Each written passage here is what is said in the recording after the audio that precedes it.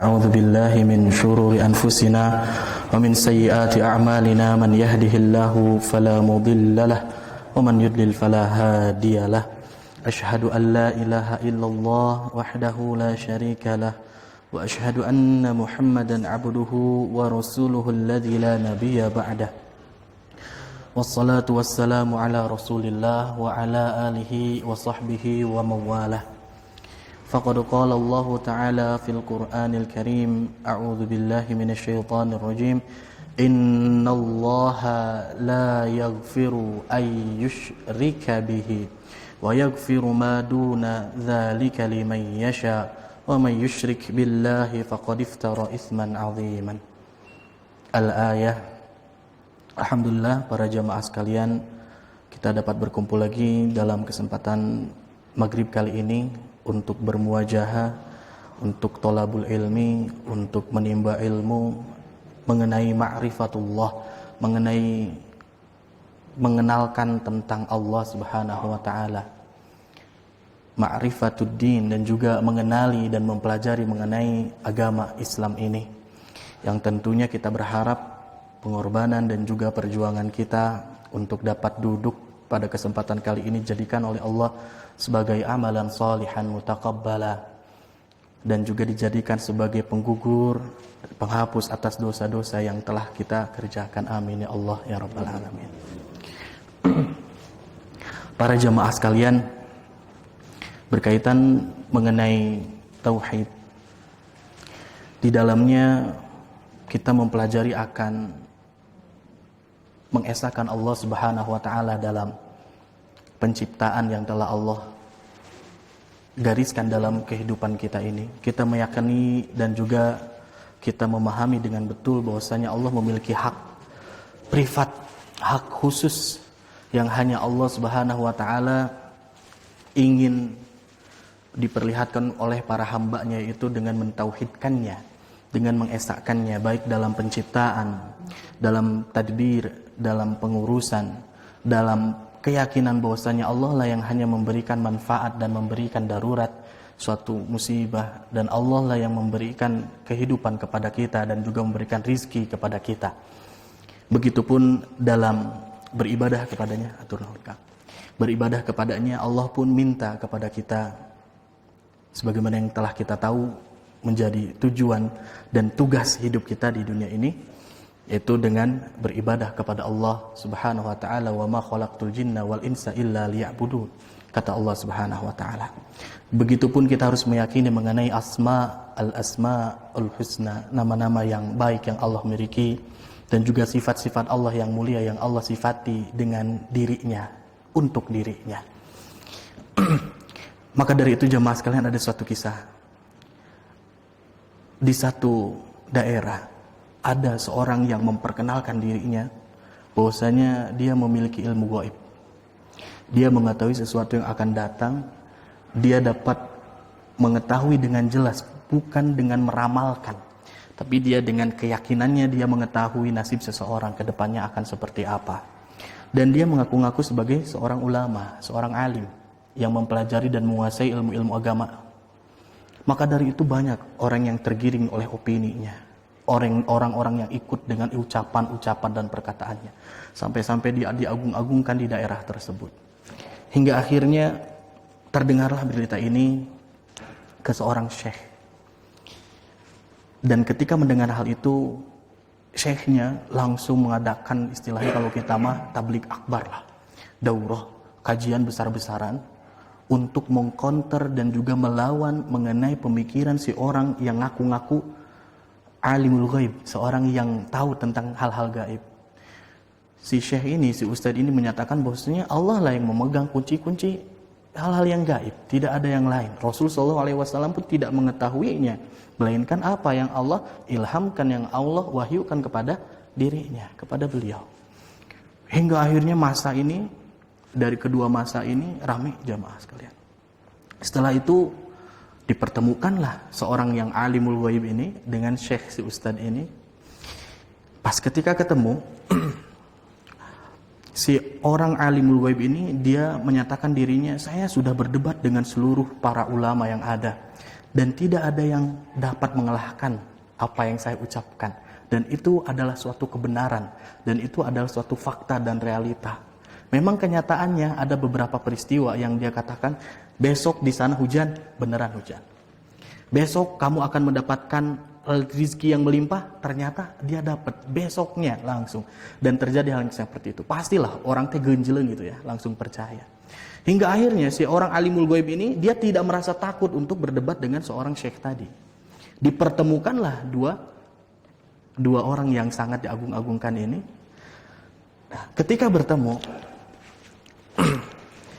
sebelum mengawali perdebatan, si syekhnya meminta kepada seorang yang ngaku-ngaku pinter ini, saya ingin berdebat dengan Anda, tapi saya memiliki syarat, tapi ada peraturannya. Kata yang alimul ghaib ini menjawab, silakan, saya tidak takut dengan apa yang engkau jadikan persyaratan dan juga peraturan itu. Memang apa persyaratan dan juga aturan-aturan itu? Langsung si syekhnya menertawakan si alimul ghaib. Hahaha, kenapa engkau bertanya kepada saya sedangkan engkau mengaku adalah orang yang mengetahui hal yang gaib, mengetahui hal yang akan terjadi, mengetahui apa yang ada dalam diri seseorang, sehingga engkau bertanya kepada saya mengenai peraturannya, sedangkan engkau merasa dan meyakini bahwasanya engkau tahu ilmu tentang gaib. Akhirnya debatnya tidak jadi, ditertawakan oleh semua orang, sehingga seorang ini langsung kabur malu. Itu adalah kisah mengenai ini, kisahnya terjadi diceritakan oleh seorang syekh ini. Nah, syekh yang ustadznya itu bernama Syekh Al-Albani, wallahu a'lam bishawab, mengenai hal tersebut. Jadi katanya ngaku dia tahu ilmu gaib, tapi ketika ditanya tentang peraturan dan syarat-syaratnya dia nggak tahu. Kalau beneran dia tahu tentang ilmu gaib, pasti dia nggak usah nanya-nanya lagi dong, karena dia mengetahui ilmu yang gaib.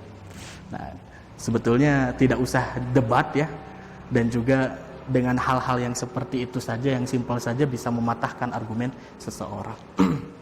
Itu barangkali kisahnya yang orang-orang ngaku paham tentang yang gaib. Nah, jamaah sekalian, kita lanjutkan kajian kita pada maghrib kali ini, yaitu mengenai syirik. Kemarin sudah kita bahas mengenai apa itu definisi dari syirik, dan kemarin pun sudah kita singgung sedikit mengenai masalah syirik terbagi menjadi dua bagian. Ya Kang ya, pertama ada syirik akbar, asyirkul akbar. Yang kedua asyirkul asghar, ada syirik yang kecil. Ada juga Nabi SAW memberikan dengan istilah yang lain selain dengan asyirkul asghar, ada juga syirkun khafiyun, syirik yang tersembunyi. Nah, para jamaah sekalian, saya akan sedikit merepetisi dan juga menuliskannya di papan tulis.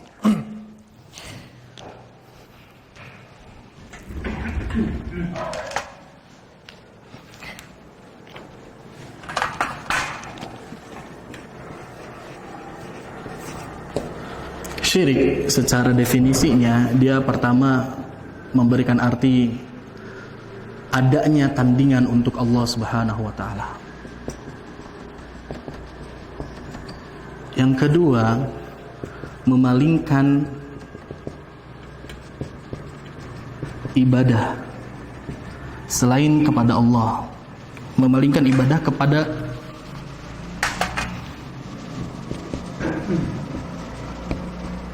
yang selain dari Allah.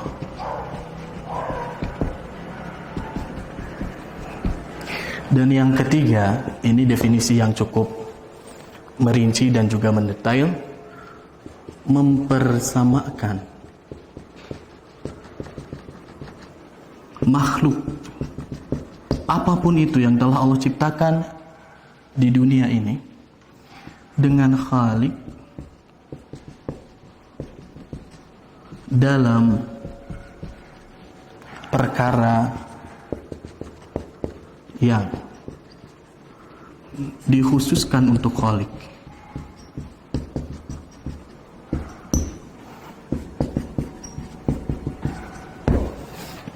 Jamaah sekalian, adanya tandingan berdasarkan dari sabda Nabi SAW ketika ada seorang sahabat yang bertanya, apa itu syirik? Antaj'ala lillahi niddan wa huwa khalaqaka. Engkau menjadikan bagi Allah Subhanahu wa taala ada tandingan. tandingan mengenai ketuhanannya, mengenai aspek dan juga mengenai hubungan-hubungan penciptaan dan juga pengibadahannya. Wa huwa khalaqaka, sedangkan engkau sendiri mengetahui bahwasanya Allah lah yang telah menciptakanmu. Dan yang kedua, ini ada ulama yang menyatakan bahwasanya syirik itu sarfus syai'i, memalingkan kepada sesuatu minal ibadah, mengenai perkara-perkara ibadah li ghairillah, kepada selain Allah Subhanahu wa taala. Dan yang terakhir, taswiyatul makhluk, mempersamakan derajat, mempersamakan posisi makhluk ma'al khaliq, dengan khaliknya, fi man huwa min khasaisil khaliq, terhadap hal-hal perkara-perkara yang dikhususkan untuk khaliq, untuk Allah Subhanahu wa taala. Nah, ini kemarin sudah. Nah, dan sekarang dari syirik ini sendiri ternyata Nabi sallallahu alaihi wasallam memberikan penjelasan kepada kita bahwasanya syirik itu terbagi menjadi dua. Ada yang disebut dengan syirik akbar. Al-akbar itu syirik besar ya. Ada yang disebut dengan asyirkul asghar.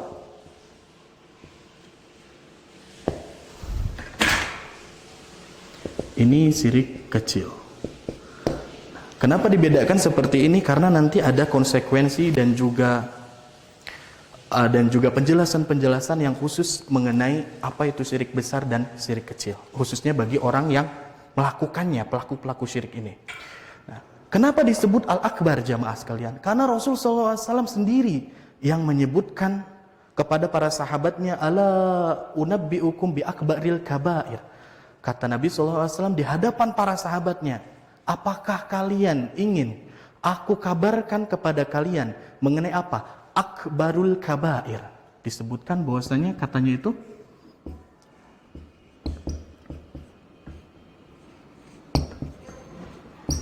akbarul kabair, dosa yang paling besar di antara dosa-dosa yang besar. Kita tahu bahwasanya dalam Islam ada klasifikasi dosa. Ada dosa besar, ada dosa kecil. Yang masuk dosa besar itu seperti membunuh orang. Setelah itu melakukan perzinahan. Setelah itu mencuri barang, menjambret, itu adalah dosa-dosa yang besar.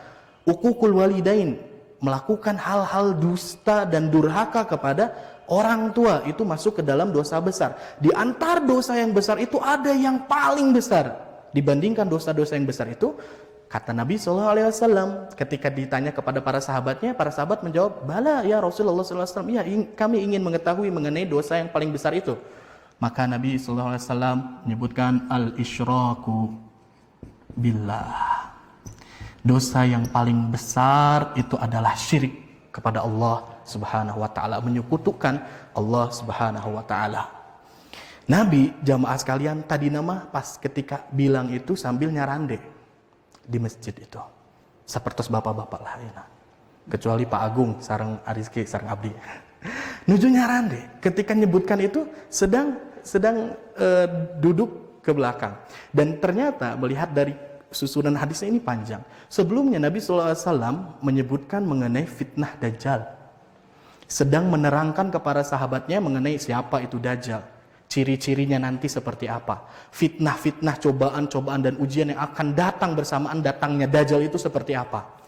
Dan ketika Nabi SAW menyebutkan mengenai akbarul kabair ini, yang tadinya sedang menyender, langsung Nabi SAW duduk dengan sangat tegap dan menyatakan al-isyraku billah. Yang pertama, yang paling besar adalah syirik kepada Allah. Dan yang kedua, Nabi SAW menyebutkan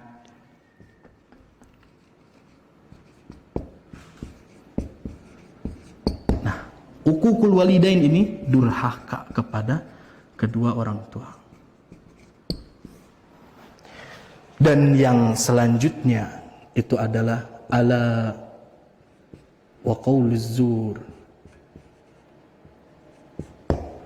Qauluz zur itu perkataan dusta.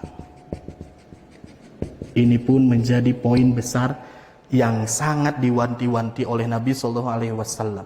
Yang pertama adalah syirik kepada Allah, yang kedua adalah mendurhakai kedua orang tua kita, dan yang ketiga adalah qauluz zur. Dan ini diulang-ulang oleh Nabi SAW sambil tegapnya duduk Nabi SAW, sampai-sampai diceritakan dalam hadis tersebut para sahabat itu sampai-sampai ngerasa udah atuh Nabi, udah atuh.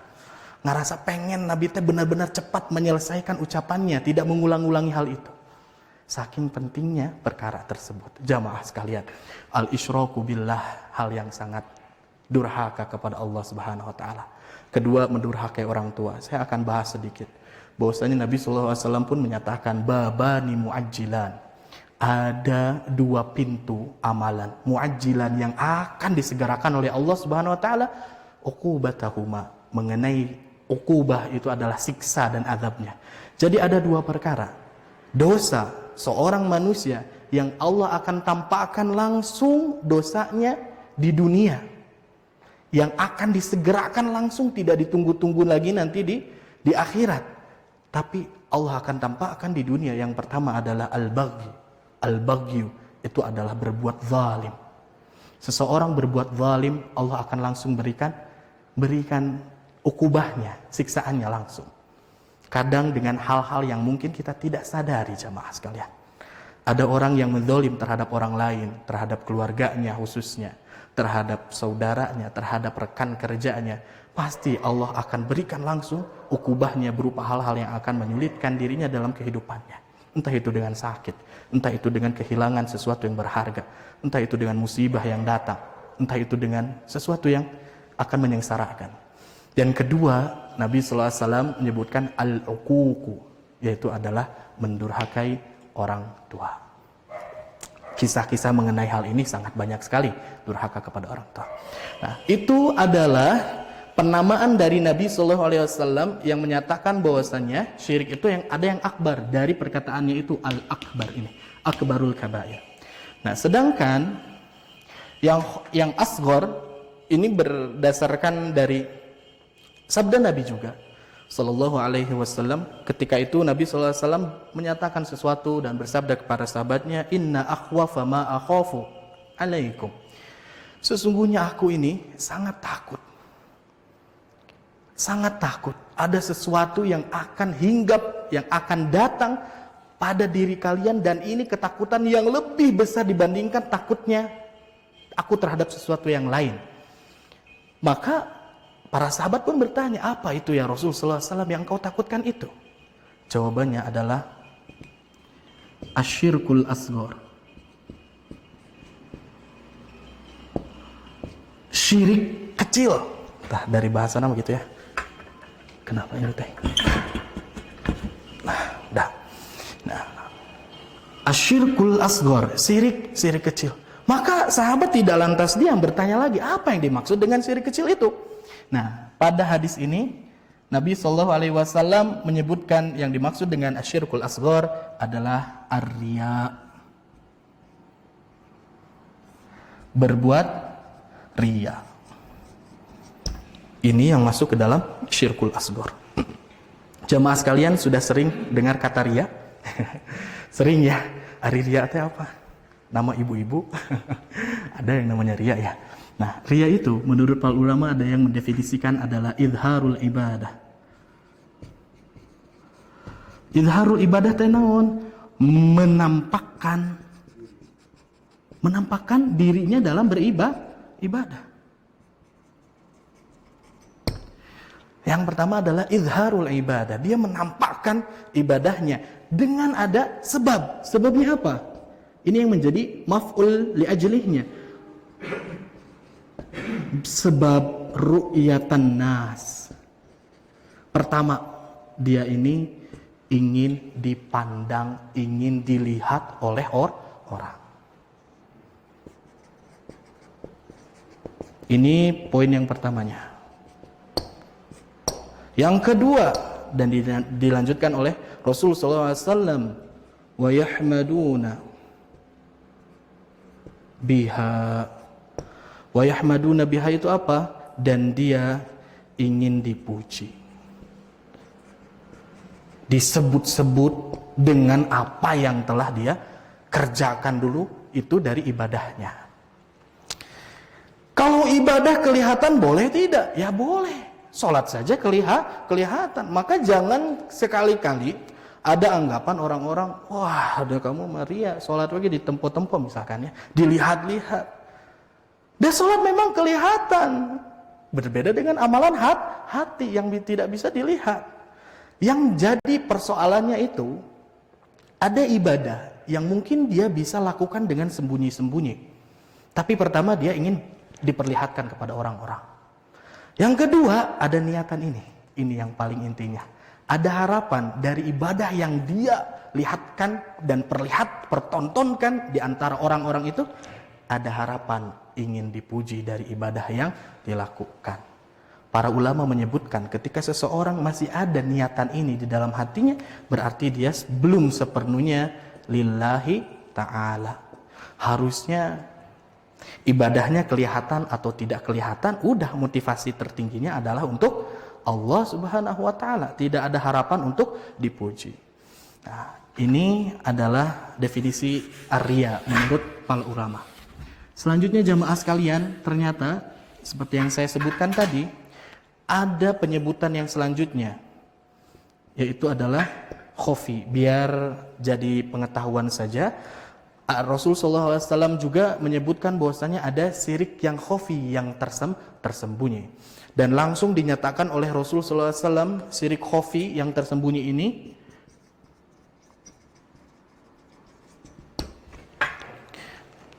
kana rajulun yusalli, seseorang itu melaksanakan salat.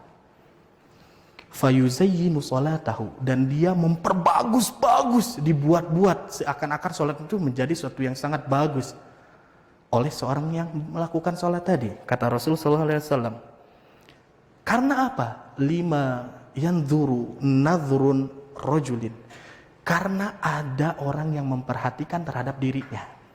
Misalkan ada orang yang salat, gak ada niatan apa-apa, udah lillahi ta'ala sholat sunnah. Ketika sholat sunnah teh, dia lihat di sampingnya ada orang, wih ada si Eta. Wah, ada orang yang ngerasa bahwasanya kita teh ingin dipandang baik sama seorang itu, hingga akhirnya sholatnya Allahu Akbar, langsung dengan suara yang paling indah misalkan. Padahal biasanya sholatnya nggak kayak gitu. Biasanya biasa aja Allahu Akbar, sami Allah. Tapi ada sini Alhamdulillahirabbil alamin. Wah, pokoknya dikumah-kumah lah. Boleh tidak ibadah dengan hal yang terbaik? Perlu dan penting, harus. Tapi jangan ada niatan untuk dilihat orang. Dan juga orang yang melihatnya jangan menjas bahwasanya si eta riya. Gak boleh, bukan urusan kita. Allah Subhanahu wa taala mengatakan, ya ayyuhalladzina amanu jtanibu katsiran minadh-dhonn. Wahai orang-orang yang beriman, jauhilah oleh kalian dari banyaknya prasangka, pikiran-pikiran kepada orang lain, subhanahu wa ta'ala. Karena inna ba'dadh-dhanni itsmun. Sebagian dari sangkaan-sangkaan itu akan menimbulkan itsmun, dosa. Apalagi kalau ditambah wala tajassasu wala yaghtab, misalkan kita mencari-cari kesalahan orang lain, untuk apa? Untuk dipermalukan, untuk diumbar-umbarkan aibnya, dan jangan saling untuk melecehkan dan juga menghinakan. Itu adalah ajaran dari Allah Subhanahu wa taala. Jadi ada seorang perempuan muslimah memakai jilbab, jangan disebut dia riya. Wih, sunah, yang penting mah hati, jilbaban mah atuh sunah. Bukan kepala. Misalkan balikeun deui, terus kamu emang hatinya sudah pakai jilbab? Pakai celana enggak hatinya? Pakai baju enggak hatinya? Itu hanya ungkapan-ungkapan orang yang tidak suka kepada kita. Jadi jangan sekali-kali menjas orang lain. Tapi lihatlah dan muhasabah, menghitung dan berpikir, merenung dan juga mempertimbangkan tentang apa yang telah kita kerjakan. Ini mengenai syirik. Ada akbar, ada asghar dan juga ada khafi. Kebalikan dari khafi sebutannya adalah jali, yang nampak. Nah, yang nampak dipersamakan dengan syirik akbar yang tadi. Para jamaah sekalian, itu adalah pembahasan mengenai istilah-istilah syirik dan juga pembagian-pembagiannya. Sekarang kita masuk kepada tema yang kita nanti-nantikan. Apa saja ancaman dari Allah dan Rasul-Nya mengenai para pelaku syirik ini, yang kita sebut sebagai orang yang musyrik. Saya akan berikan berikan poin-poin intinya dulu. Pertama, Allah tidak akan mengampuninya.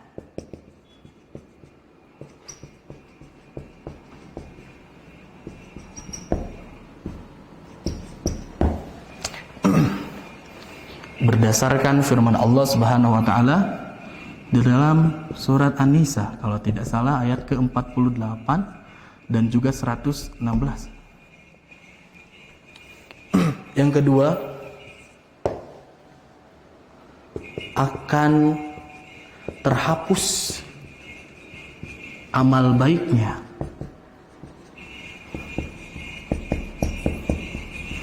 seluruhnya. Dan yang ketiga,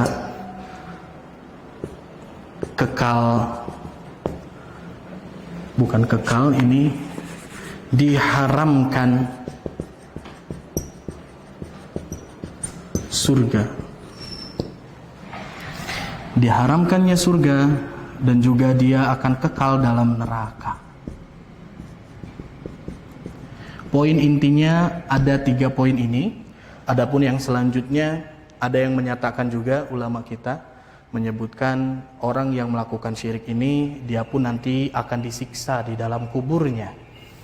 Selanjutnya ada juga yang menyatakan bahwasanya Allah Subhanahu wa taala menghalalkan darah para pelaku syirik ini. Tentunya bukan semena-mena ketika kita melihat ada orang yang bertindak syirik kita langsung membunuh dan juga memberikan sesuatu hal sehingga karena dalil yang tadi. Namun tentunya itu ada syarat dan syarat khusus dan juga penjelasan-penjelasan mengenai perinciannya terhadap hal tersebut. Yang nanti insya Allah mungkin saya akan bahas juga. Cuman jadi topik perhatiannya adalah 3 poin ini. Dan ini diperuntukkan catatannya ya untuk yang syirik besar itu jamaah. Syirik besar. Adapun syirik kecil nanti kita bahas selanjutnya. Saya akan bacakan dalil-dalilnya.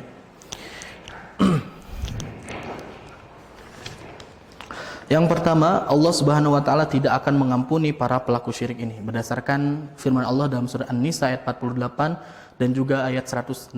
A'udzubillahi minasyaitonirrajim.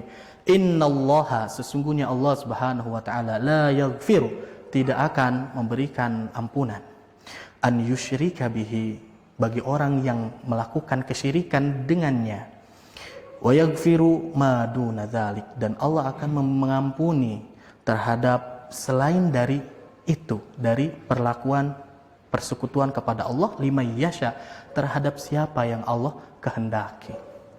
Wa may yusyrik billah, dan siapa orang yang mempersekutukan Allah Subhanahu wa taala, dalam ayat 48, faqad iftara itsman aziman, maka dia sungguh telah melakukan dosa yang amat besar.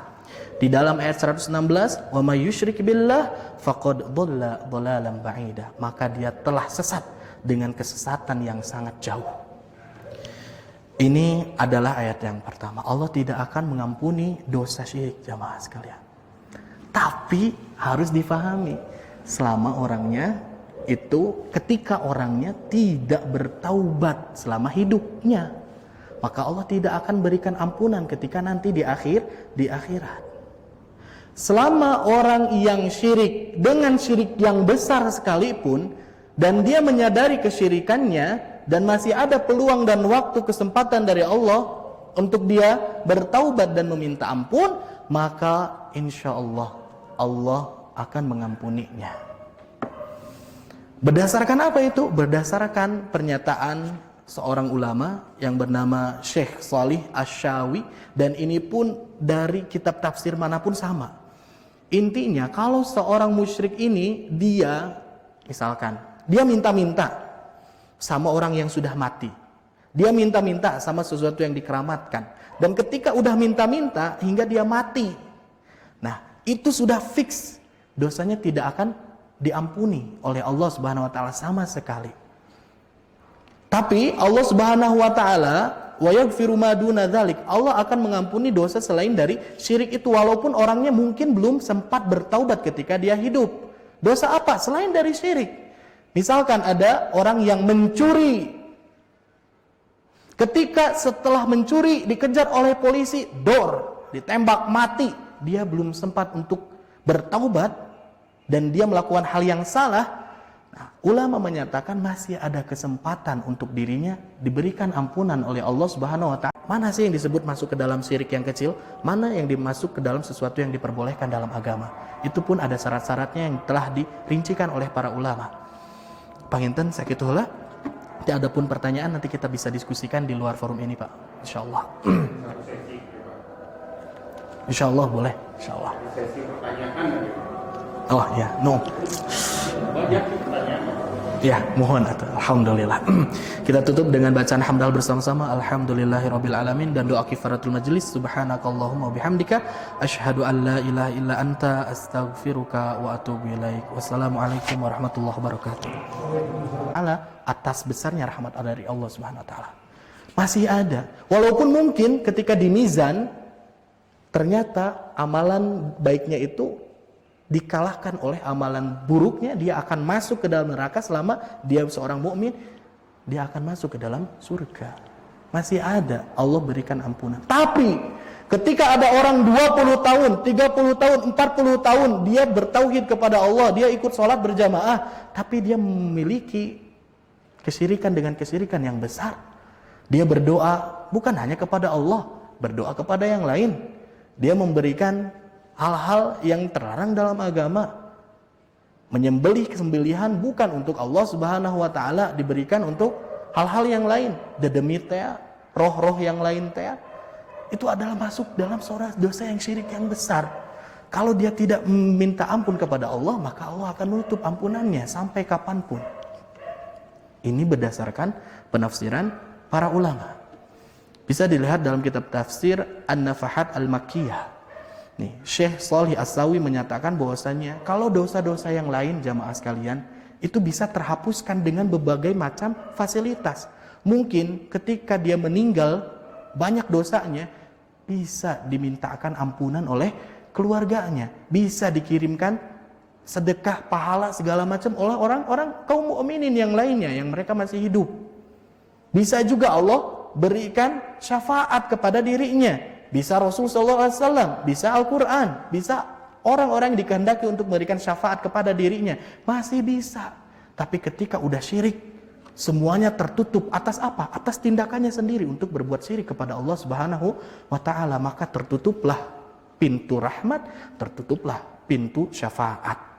Maka dari itu penafsirannya dilanjutkan oleh Imam Shalih Asy-Syawi. Ini sebagaimana nyatakan Allah Subhanahu wa ta'ala dalam surat Asy-Syura ayat 100. Dan 101.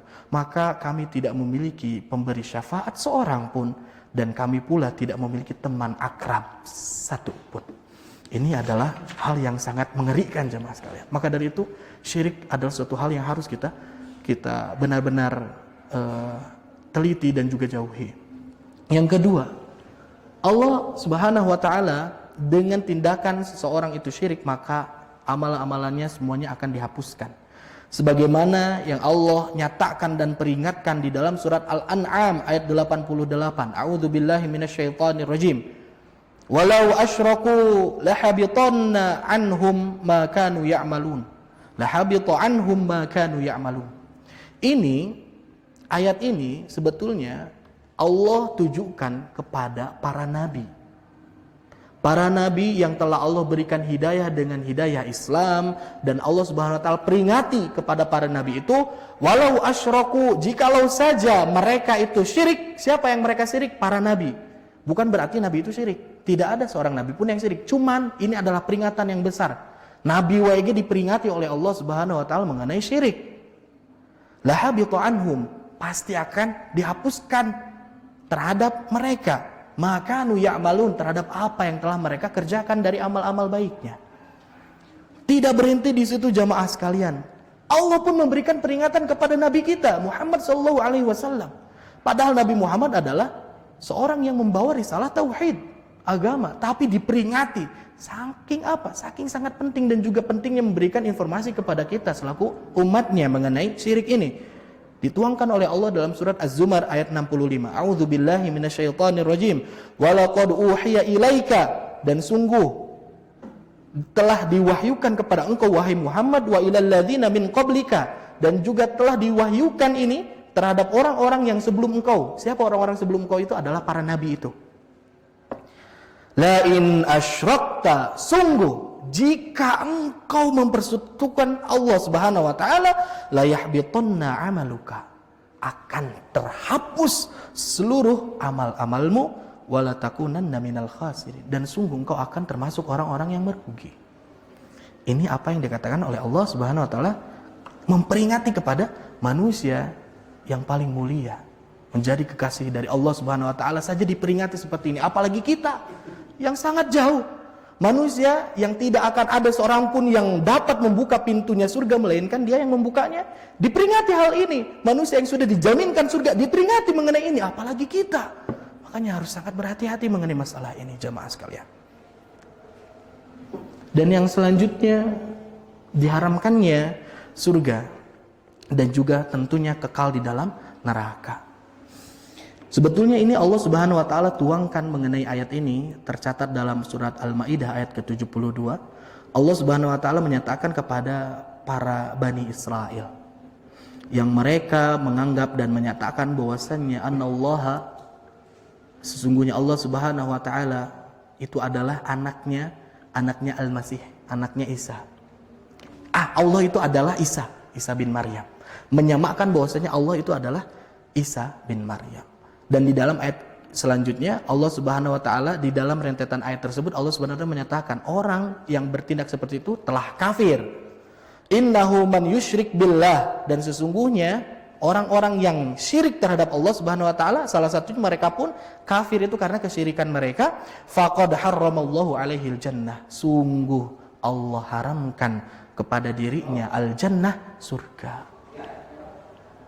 Wa ma'wahun nar, dan tempat kembalinya itu, ujung-ujungnya itu adalah neraka. Wa ma lidzalimina min ansar, tidak ada satupun penolong bagi orang-orang yang telah berlaku zalim seperti itu. Kenapa di sini disebutkan zalim, jamaah sekalian? Karena Allah sendiri menyatakan inna syirka ladzulmun azim. Syirik itu adalah kezaliman yang paling pertama, yang paling besar, yang paling utama. Maka dari itu disebutkan zalim. Kenapa sih mesti zalim? Karena dia tidak adil. Zalim itu menempatkan sesuatu bukan pada tempatnya. Dia menjadikan Tuhan yang lain selain dari Allah Subhanahu wa taala. Dia sudah tidak menempatkan sesuatu pada tempatnya, maka disebutlah zalim. Para jamaah sekalian, namun jangan berkecil hati bagi orang-orang yang memang mungkin punya sejarah, punya cerita karena ketidaktahuannya, karena belum sampainya pengetahuan dakwah kepada mereka. Mudah-mudahan Allah memberikan ampunan dan juga taubatan mereka itu diterima oleh Allah Subhanahu wa taala. Karena Allah Subhanahu wa taala nyatakan setelah Allah gambarkan mengenai betapa pedihnya orang-orang yang bertindak syirik ini, diharamkannya surga, di ayat ke-74-nya Allah Subhanahu wa taala menyatakan afala yatubuna ilallah, maka mengapa kalian tidak mau bertaubat kepada Allah Subhanahu wa taala, wa yastaghfiruna, dan juga meminta ampun kepada Allah Subhanahu wa taala, wallahu ghafurur rahim, padahal Allah adalah zat yang ghafur, maha pemberi maaf, rahim, dan juga maha kasih sayang. Maka dari itu siapapun kita, mungkin ada saudara kita dakwahi dengan cara yang benar, dengan hal yang dapat difahami oleh mereka, dengan cara yang terbaik, dengan kasih sayang, dengan bijaksana. Ketika mereka mau untuk bertaubat, insya Allah pintu taubat itu, pintu maaf itu akan Allah berikan kepada mereka. Ini mengenai hal syirik. Nah, masuknya dalam syirik besar. Nah, tentunya ini berbeda dengan ancaman-ancaman yang ditujukan kepada orang-orang yang berlaku syirik kecil. Di antaranya satu saja jamaah sekalian. Ketika orang riya, maka dia akan menghapus. Ketika orang riya berarti dia sudah syirik kecil. Nah, syirik kecil ini dia akan menghapus amalan yang terkotori dengan riyanya itu. Contoh, ada orang sholat, ya, ternyata dalam sholatnya itu ada riyanya. Dia akan menghapus pahala sholatnya. sholatnya yang akan dihapus. Orang bersedekah, di sedekahnya itu ada riaknya, maka yang terhapus itu pahala sedekahnya saja, yang lainnya tidak ikut kehapus. Tapi yang syirik besar ini, dia udah haji, dia sudah mengumrohkan orang-orang, dia selalu berbuat baik kepada orang lain, bersedekah dengan hitungan yang tidak terbilang. Karena ada syirik besarnya, maka tertutuplah seluruhnya. Ketika dia tidak mau bertobat dan juga tidak mau membersihkan dari kesyirikannya itu, di mana Allah masih berikan kesempatan. Pahinten sakitu heula nu tiasa kapihatur mengenai syirik ini. Tentunya nanti kita akan lanjutkan mengenai apa sih ketentuan perbedaan antara syirik besar dan syirik kecil secara lebih konkret dan juga lebih spesifik lagi, dan juga kadang-kadang ada suatu hal yang agak dipelintirkan dari ketauhidan. Ada orang yang mengaku-ngaku bertauhid dengan sangat kuat. Contohnya gini, yang maha menolong itu Allah. Udah jangan minta pertolongan sama siapa-siapa, minta mah udah sama Allah saja. Maka ketika dia sakit, dia nggak ke dokter. Maka ketika dia jatuh, dia nggak mau ditolongin oleh orang lain. Maka ketika dia ditempa sesuatu yang susah, dia tidak mau menerima bantuan dari orang. Itu pun salah ketika dia menjadikan alasannya itu adalah ketauhidannya kepada Allah Subhanahu wa taala. Maka nanti kita akan coba bedakan